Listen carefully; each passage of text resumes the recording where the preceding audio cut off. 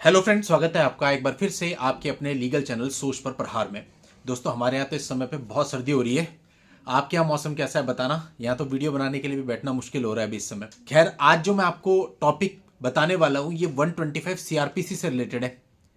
दोस्तों, ऐसा टॉपिक है, इस पर वैसे मैंने बीच बीच में कई वीडियो में बताया है, क्योंकि हमारा एक ऐसा मामला स्वयं का रहा था और आज इस पर एक जजमेंट भी आया लेटेस्ट। और इस जजमेंट को जान करके आपको यह समझ में आएगा कि 125 सीआरपीसी के मेंटेनेंस केस में जहां आपसे रजनेश वर्सेस नेहा का एफिडेविट मांगा जाता है, वहां आपको किस प्रकार की गलतियां नहीं करनी है। देखो, 125 सीआरपीसी में आपके ऊपर मेंटेनेंस का ऑर्डर होना होता है, तो नेचुरली हर कोई ये चाहता है कि मेरा मेंटेनेंस कम बंधे। अब मेंटेनेंस कम बंधे को लेकर के जो भी आप अपनी स्ट्रेटेजी या रणनीतियां बनाते हैं वो बहुत इंपॉर्टेंट होती है। मेंटेनेंस को कम कराने के साथ साथ आपको खुद को सेफ रखना भी बहुत जरूरी होता है। आप कोई ऐसा काम ना कर लें जिससे आपको और बड़ी प्रॉब्लम का सामना करना पड़ जाए। लेकिन कई सारे लोग, आप कह सकते हैं, गलत गाइडेंस में या लीगल नॉलेज की कमी के कारण इस प्रकार की कुछ चीजें कर देते हैं और उन्हें लगता है कि वो ऐसा करके मेंटेनेंस से बच जाएंगे। लेकिन दोस्तों, गलत रणनीति के चलते वो लोग बहुत बुरी तरह फंस जाते हैं, यहां तक कि उनके ऊपर एक नया मुकदमा भी दर्ज हो जाता है। ऐसा जब मेरे के मामले में हुआ तो मैंने कई सारे वीडियोज में उसका रेफरेंस ऐसे लाइटली लिया था।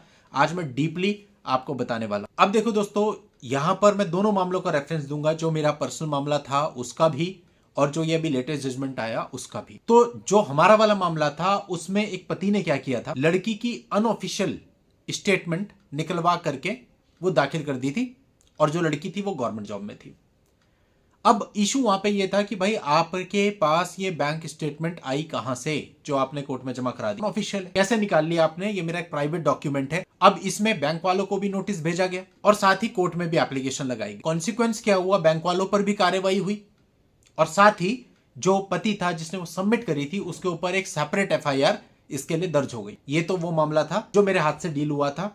वो लोग मेरे पास आए थे मिलने के लिए देहरादून में स्पेसिफिकली, और ये चीजें थी। अब मैं बात कर रहा हूं जजमेंट की। यहां पर भी ऐसा कुछ हुआ लेकिन परिस्थितियां डिफरेंट थी। अब इसके लिए पहले हम आपको इस मामले के थोड़े से तथ्य बताते हैं। वर्ष 2007 में पति पत्नी दोनों का तलाक हो गया था, झगड़े हुए, उसके बाद तलाक हो गया। तलाक के कुछ समय के बाद पत्नी ने अपने और बेटे की तरफ से 125 सीआरपीसी का एक आवेदन फाइल किया भरण पोषण के लिए। फरवरी 2019 में फैमिली कोर्ट ने स्पेसिफिकली पति को कहा कि अपने फाइनेंशियल रिकॉर्ड्स को प्रेजेंट करें, जैसे कि 3 साल की बैंक स्टेटमेंट हो गई, आईटीआर हो गई, एफडीज हो गई, गाड़ी हो गई आपके पास कौन सी है, आपके और प्रॉपर्टीज है जो, उन सबका विवरण कोर्ट में प्रस्तुत किया जाए। इस पर पति ने 3 साल की बैंक स्टेटमेंट 2011 से लेकर 2014 तक की कोर्ट में प्रेजेंट करी।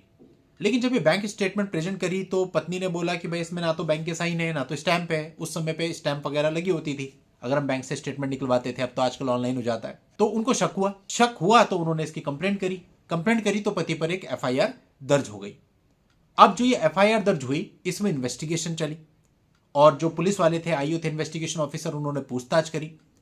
पूछताछ में जो बैंक स्टेटमेंट उन्होंने दाखिल करी थी उसकी ओरिजिनल बैंक स्टेटमेंट निकल करके आ गई, जिसे देख करके पुलिस को यह पता चला कि पति ने उस बैंक स्टेटमेंट में से बहुत सारी एंट्रीज हटा दी हैं।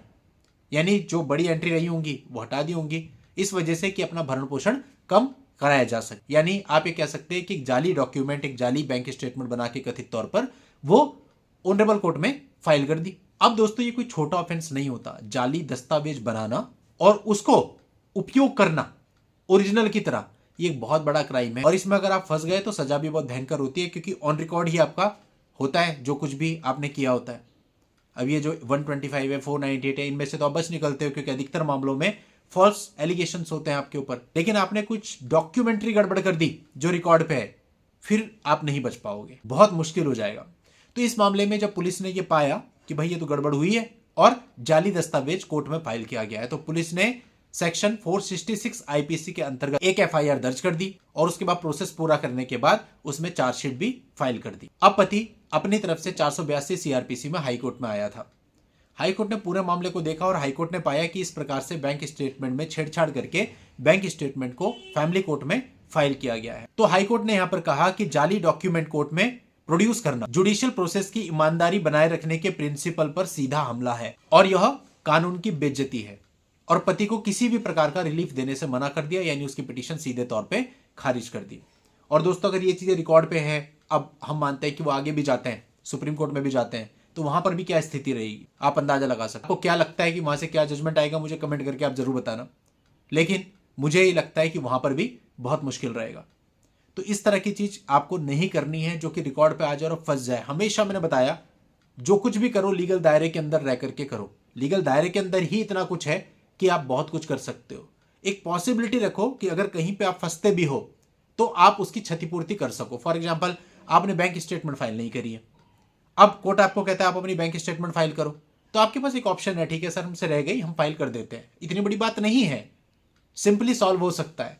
बट अगर आप गलत तरीके से गलत दस्तावेज दाखिल कर देते हो तो इसमें आप बहुत बुरी तरह से फंस सकते हो। ऐसा आपको बिल्कुल भी नहीं करना है। रणनीतियां और भी हो सकती हैं।